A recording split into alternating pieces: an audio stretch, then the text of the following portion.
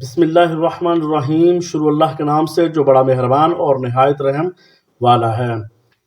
اللہ تعالیٰ کی بنائی ہوئی اس کائنات کے اندر بہت سارے ایسے بادشاہ آئے جنہوں نے اللہ تعالیٰ کے نظام کو بدلنے کی کوشش کی اور اللہ تعالیٰ کی ذات کو چھوڑ کر خود خدا بن بیٹھے اور خدائی کا جھوٹا دعویٰ کر بیٹھے۔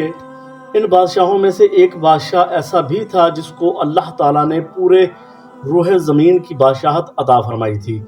اس کے باوجود اس بادشاہ نے نہ صرف خدائی کا جھوٹا دعویٰ کیا بلکہ یہ اس قدر سرکشی اور نافرمان ہو گیا کہ اللہ تعالیٰ کی ذات کو جنگ کے لیے للکارنے لگا اور اللہ تعالیٰ کو جنگ کرنے کے لیے کہنے لگا۔ ناظرین، اس ویڈیو میں ہم آپ کو بتائیں گے کہ اللہ تعالیٰ کو جنگ کرنے کے لیے کہنے والا بادشاہ نمرود کون تھا۔ جب اس بدبخت بادشاہ نے اللہ تعالیٰ کو جنگ کے لیے للکارا تو اللہ تعالیٰ نے کیسے اسے ایک حقیر جانور سے ہلاک کر دیا اور پھر پوری دنیا کے لیے عبرت کا نشان بنا دیا۔ ناظرین، اس واقعے کو سننے کے لیے ہماری ویڈیو کو آخر تک ضرور دیکھیے گا۔ 4 بادشاہ ایسے گزرے ہیں جن کو اللہ تعالیٰ نے پوری روح زمین کی بادشاہت عطا فرمائی ہے۔ ان میں سے 2 بادشاہ مسلمان تھے اور 2 کافر تھے، اور 2 مسلمان بادشاہوں میں سے ایک کا نام حضرت ذوالقرنین علیہ السلام تھا اور دوسرے کا نام حضرت سلیمان علیہ السلام تھا، اور کافر بادشاہوں میں سے ایک کا نام نمرود اور دوسرے کا نام بخت نصر تھا۔ ناظرین، خدائی کا دعویٰ کرنے والا بادشاہ نمرود شہر بابل کا حاکم تھا۔ اس بادشاہ کا نام نمرود بن کنان بن قوس بن سان بن نو تھا۔ روایت میں آتا ہے کہ اللہ تعالیٰ نے نمرود کو پوری روح زمین پر حکومت عطا فرمائی تھی۔ اس بادشاہ نے روح زمین پر 400 سال تک حکومت کی۔ یہ ایک جابر اور ظالم بادشاہ تھا۔ اس کے دور میں بت پرستی عام تھی۔ لوگ اللہ تعالیٰ کی وحدانیت کو چھوڑ کر بتوں کی پوجا کرتے تھے اور نمرود کو اپنا خدا مانتے تھے، اس کی عبادت کیا کرتے تھے۔ اس نمرودی دور میں بت پرستی عام تھی اور نمرودیوں نے اپنے طور پر بہت سے بت بنائے ہوئے تھے جن کی وہ لوگ پوجا کیا کرتے تھے۔ اس کے ساتھ ساتھ نمرود خود کو خدا کہلواتا تھا اور لوگوں کو اپنی پوجا کرنے کا حکم دیتا تھا۔ اس قوم کی ہدایت کے لیے اللہ تعالیٰ نے اپنے پیارے پیغمبر حضرت ابراہیم علیہ السلام کو مبعوث فرمایا۔ کفر و شرک اور بت پرستی کے اس دور کے اندر حضرت ابراہیم علیہ السلام واحد شخص تھے جو اللہ تعالیٰ کی وحدانیت پر ایمان رکھتے تھے اور بتوں کے بجائے اللہ تعالیٰ کی عبادت کیا کرتے تھے۔ حضرت ابراہیم علیہ السلام نے اس قوم کو اللہ تعالیٰ کی ذات کو چھوڑ کر بتوں کی پوجا کرتے ہوئے دیکھا تو حضرت ابراہیم علیہ السلام نے انہیں ہدایت کی طرف بلایا اور ان کو بتوں کی پوجا کرنے کے بجائے اللہ تعالیٰ کی عبادت کرنے کا حکم دیا۔ حضرت ابراہیم علیہ السلام نے فرمایا کہ اللہ تعالیٰ ایک ہے، ہمیں اسی کی عبادت کرنی چاہیے، لیکن یہ نمرودی قوم اپنے کفر و شرک سے باز نہ آئی اور اسی طرح بتوں کی پوجا کرتی رہی۔ ایک دن حضرت ابراہیم علیہ السلام نے ان کے جھوٹے خداؤں کو ان کے سامنے جھوٹا ثابت کرنے کا ارادہ کر لیا اور حضرت ابراہیم علیہ السلام اس مقام پر تشریف لے گئے جہاں ان کے تمام بت پڑے ہوئے تھے جن کی یہ لوگ پوجا کیا کرتے تھے۔ حضرت ابراہیم جب ان کے بت خانے میں پہنچے تو وہاں ان کے تمام بڑے بت پڑے ہوئے تھے۔ حضرت ابراہیم علیہ السلام نے ان تمام بتوں کو توڑ دیا اور تمام بتوں کو توڑنے کا الزام ان کے بڑے بت پر لگا دیا۔ جب تمام نمرودی اپنے بت خانے میں واپس آئے تو انہوں نے اپنے تمام بتوں کو ٹوٹا ہوا پا دیکھا۔ نمرودی قوم یہ بات اچھی طرح جانتی تھی کہ حضرت ابراہیم علیہ السلام ہی وہ واحد شخص ہیں جو بتوں کے خلاف باتیں کرتے ہیں اور بتوں کے بجائے اللہ تعالیٰ کی عبادت کا حکم دیتے ہیں۔ لہٰذا جب نمرودیوں نے اپنے خداؤں کو ٹوٹا ہوا دیکھا تو تمام نمرودیوں نے حضرت ابراہیم علیہ السلام سے بدلہ لینے کے لیے آپ کو قتل کرنے کا منصوبہ بنا لیا اور تمام نمرودی نمرود کے دربار میں حاضر ہو کر نمرود کو سارا واقعہ سنایا اور نمرود سے حضرت ابراہیم علیہ السلام کو سزا دینے کو کہا۔ نمرود نے جب یہ بات سنی تو آگ بگولا ہو گیا اور ایک مقام پر آگ لگانے کا حکم دیا۔ نمرود نے یہ حکم دیا کہ ایک میدان میں آگ جلائی جائے اور اس آگ میں حضرت ابراہیم علیہ السلام کو ڈال دیا جائے، اور نمرود کے حکم کے مطابق ایسا ہی کیا گیا۔ بہت دور دراز سے لکڑیاں کو اکٹھا کیا گیا اور ان کے اندر آگ جلا دی گئی۔ حضرت ابراہیم علیہ السلام کو سزا دینے کے لیے جو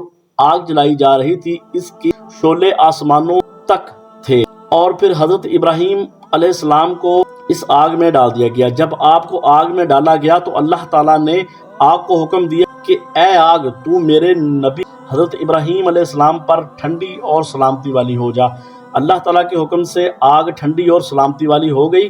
حضرت ابراہیم علیہ السلام ارشاد فرماتے ہیں کہ میں جتنے دن اس آگ میں رہا اللہ تعالیٰ کے خاص فضل و رحمت میں رہا، اور کچھ دنوں کے بعد حضرت ابراہیم اس آگ سے زندہ سلامت باہر تشریف لے آئے۔ یہ منظر دیکھ کر تمام نمرودی حیران رہ گئے، لیکن پھر بھی نمرود اور نمرودی قوم اللہ تعالیٰ پر ایمان نہ لائی اور اپنی بت پرستی میں مصروف رہی۔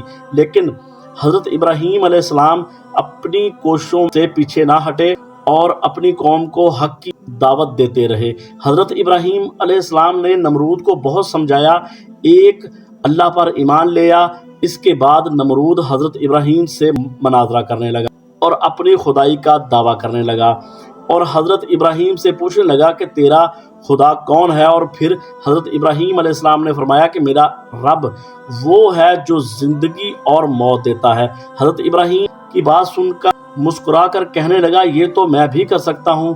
پھر نمرود نے 2 قیدیوں کو بلوایا جن کو سزائے موت ہو چکی تھی، ایک کو قتل کر دیا اور دوسرے کو رہا کر دیا، اور پھر تکبر سے کہنے لگا کہ ایک کو میں نے موت دے دی اور دوسرے کو زندگی، اور پھر تکبر سے کہنے لگا میں حقیقی خدا ہوں، بول تیرا خدا کون ہے؟ تو حضرت ابراہیم علیہ السلام نے جواب دیا کہ میرا خدا وہ ہے جو سورج کو مشرق سے نکالتا ہے اور مغرب میں غروب کرتا ہے۔ اگر تو سچا خدا ہے تو سورج کو مغرب سے طلوع کر کے دکھا۔ جب حضرت ابراہیم علیہ السلام کی اس نے بات سنی تو اس کا رنگ اڑ گیا اور وہ لاجواب ہو گیا، اور حضرت ابراہیم علیہ السلام نے نمرود کو حق کی طرف بلایا، لیکن نمرود اپنی سرکشی سے باز نہ آیا، اور حضرت ابراہیم کے بار بار دعوت حق دینے سے نمرود تنگ آ گیا، اور تنگ آ کر وہ حضرت ابراہیم سے کہنے لگا کہ اگر تیرا خدا سچا ہے تو اس کو بول کہ وہ اپنی فوج بھیجے اور میرے ساتھ جنگ کرے۔ اور اسی وقت حضرت جبرائیل علیہ السلام حضرت ابراہیم علیہ السلام کی بارگاہ میں حاضر ہوئے اور حضرت ابراہیم سے کہنے لگے کہ اللہ تعالیٰ کا لشکر جنگ کے لیے تیار ہے۔